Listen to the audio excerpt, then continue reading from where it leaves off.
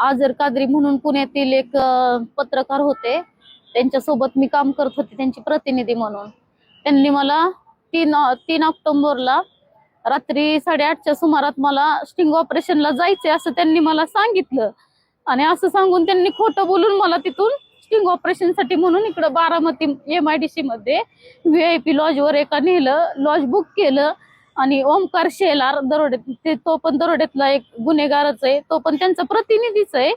आणि आजर कादरी आणि ओमकार शेलार या दोघांनी मिळून तिथं लॉज बुक केलं. स्टिंग ऑपरेशन करायचंय, आपल्याला डिस्कस करायचंय असं सांगून मला तिथं त्या लोकांनी थांबवलं. आणि तिथं गेल्यानंतर ना त्या दोघांनी मिळून माझ्यावर अत्याचार केला आणि जातीवाचक शिवा पण दोघांनी पण दिल्या मला. खूप घाण प्रकारे शिव्या दिल्यात आहे. त्यांना माहित होतं मी महार जातीची, तरी महार जातीवरून त्यांनी मला घाण शिव्या दिल्या तिथं. आणि परत मला असं पण सांगितलं, माझे व्हिडिओ पण काढले त्यांनी.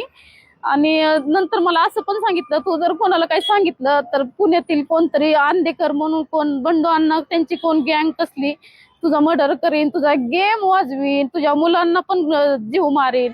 ह्या दोन्ही लोकांपासून मला, त्या दोघांपासून पण मला धोका आहे. माझ्या मुलांची माझी संरक्षण झाली पाहिजे. आणि मी आज बारामतीला येऊन इथं दाखल केलेली आहे त्यांच्यावरती.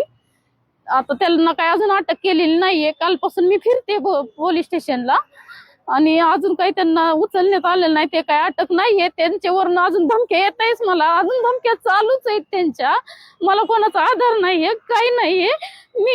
मी एक महिला असून मला माझ्या नवऱ्याचा आधार नाही. माझा नवरा एक्सपायर झालेला आहे, मला वडील नाहीत, भाऊ नाहीयेत. ह्याचा फायदा घेऊन त्या लोकांनी माझ्यावर अत्याचार केला लॉजवर नेऊन. मग त्यांना काहीतरी मला न्याय हवाय त्यांच्यापासून, एवढीच इच्छा आहे.